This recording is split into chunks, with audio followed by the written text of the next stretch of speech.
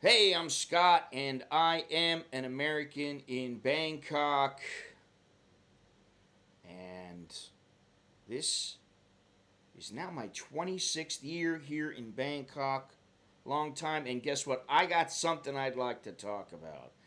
And that something is insurance and how it applies to non immigrant visas for, these are basically visas for expats. The reason I'm talking about this is because, insurance and visa guidelines are always important, but the Bangkok Post released an article 16th of June that says COVID insurance needed for expats. Now, that title's a little bit misleading, but let me read on. All foreigners living in Thailand as non immigrants will, in the future, have to prove that uh, they have insurance coverage of at least $100,000, that's 3 million baht, against the COVID 19. The proposal was approved in principle by the cabinet yesterday, and the government said it would apply to all holders of the 1 year non immigrant visa. And those categories for these non immigrant visas are marriage, work, business, and retirement. Right now, the holders of these non-immigrant visas are required to be insured for 40,000 baht outpatient coverage and 400,000 baht inpatient coverage. Now, here's the rub. The rub is that the Bangkok Post is not entirely correct, and yet this article is still out. If you look on The Nation, it says a little something different. It says new rules to support COVID health insurance for long-stay expats. The cabinet on Tuesday approved in principle new rules to support health insurance for long-stay foreigners under the non-immigrant OA visa. Now, the OA visa is a retirement visa. The O visa is a marriage visa, but it's also a retirement visa for people who got their retirement visa inside of Thailand, where the OA is issued at a embassy or consulate outside of Thailand. So, the old rules stated that purchasing Thai health insurance, you had to do so through longstay.tgia.org, which has suffered some operating problems. The new rules offer a lifeline for expats over the age of 70 who cannot purchase insurance in Thailand and thus face having their applications for extension of stay rejected. This is because the insurance companies, as if they don't make enough money already, they can't figure things out on how to insure people over a certain age, as in 65 or 70.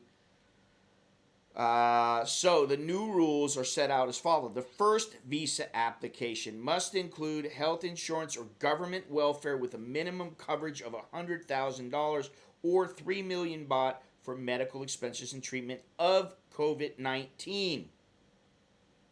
Now, I don't get this, because if you're vaccinated and you have health insurance, why does it have to be up to $100,000? Now, I understand that the cost of taking care of somebody who has a serious condition from the COVID-19 can run upwards of, I guess, I don't know. I've heard that it's gone as high as $40,000, $50,000. The people that I know who have somebody who's been in the hospital here in Thailand, that's about as high as it went. It hasn't went over that, at least nobody that I've talked to so far. However, they want the number to be 100,000. So, okay, they're trying to be safe. But if you're vaccinated and the majority of the population is vaccinated, why do you need this? That's my question. It's a bit confusing. Now, they say applications for extension of stay can use health insurance from abroad or government welfare from abroad. This must be certified by a relevant government agency, such as a foreign embassy in Thailand or the country's foreign ministry. Okay, I understand all that. That seems fair enough. If an insurer refuses coverage due to health risks, visa applicants must submit additional documents, including the letter of refusal, plus securities deposits and other health insurance accounting for at least 3 million baht. The cabinet assigned the Immigration Bureau to approve rules and conditions governing applications for short-term visas, while the Foreign Ministry has been tasked with upgrading guidelines for OA visa applications. All right, this is very unclear to me. They're saying applications for extensions of stay, but they're saying it's only for OA visas. Now, what about those people who have O visas? So, what is the difference? Are they doing this just because people are outside of the country? I'm a little bit unclear about this. However, you can see that things are getting a little bit, it's just a mess. Because you got to do this, you got to do that, and it seems like a lot of the logic has gone out the window, and it's thrown out the window with the baby out with the bathwater kind of thing. I think that's what I was getting at. So I don't understand this. Now, hopefully they will, as always, they will get things wired, they will figure things out, and then eventually, after putting out 2 or 3 more news releases, press releases, hopefully we'll get to the finality of this all. Now, it still has to be published in the Royal Gazette before it becomes final. I think it's great that they're trying to help the people who are over a certain age. I think that's great. It's fantastic. It's just that one common factor is that there is always uncertainty.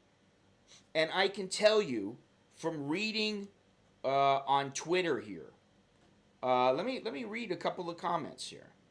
The Thai economy will keep at a low pace. Regulations against foreigners are only tightening up, and foreign investments are heading to Vietnam. Thank you, Thailand, but I'm done with you.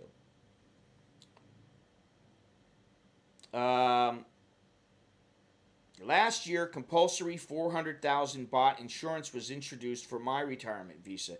Is that now going to 100,000? Well, actually, no, it's not. It's 100,000 for COVID insurance. However, it's going to be difficult with many of the Thai insurance, the low-cost Thai insurance companies, to reach that number. So you're going to have to buy separate COVID insurance, which COVID insurance for 1 year is approximately between $1,100 and $1,300 per year. That means for some people, that's an X. If you break it down, that's about $100 a month, 3,000 baht a month. That's that's a little chunk of change there. I don't know what they hope to do with this and why. I really don't understand. But here's another guy. Just spent an hour looking up the price of this COVID health insurance. Why is it I can get insurance for 1 million and 2 million baht for between 1,000 to 5,000 baht a year, but when I find 3.5 million baht insurance, it's 50,000 baht a year. I don't know, just spitballing here. How about instead of allowing insurance companies to soak us retirees any further, they actually allow us to get vaccinated. For fuck's sake, this country is cooked. What is the logic? Now, this is how I think. What is the logic? Why only OA visa? What about other long stay non-O's? This is from this mistake was from the Bangkok Post, and even with what is written in the Nation, it's still a bit of uncertainty. Now here's a guy. Just a matter of time before all of us dirty/infected Farang will be required to have health insurance. And I don't know if there's anything wrong with that, but the article says all long. You see, here we go. The article says all long stay foreigners, primarily that is O and OA 1-year visas. I'm not sure what you're saying. That it excludes under 50-year-old on marriage visas. How is this helping 50-year-old foreigners? This is just a misunderstanding here, but You see, this is the thing. When the title of the article for Bangkok Post is COVID insurance needed for expats. If you're single and you've got plenty of freedom to just pick up and leave, and it's that easy for you, why are you here? The one thing that may make Thailand wake up is a mass exodus. I've been saying for a long time, basically what you got to do, you got to roll with the punches. If you don't like it, too bad. But, I would say everybody has to have insurance. And at least for now, I would think some people are going to be required to have COVID insurance. I'm not saying it's right. I'm not saying I understand why. If you're coming over here and you haven't been vaccinated, okay, well, then I can kind of see that. But how many people are going to want to jump through these hoops anymore? I mean, I don't know, and I don't know if there's some. I don't know how much foreigners are valued here anymore, whether they be tourists or expats. So that's really all I have to say. Anyway, I'm Scott. I'm an American in Bangkok. Until next time, choke D. Jerk and my, that's good luck, and until next time, see ya.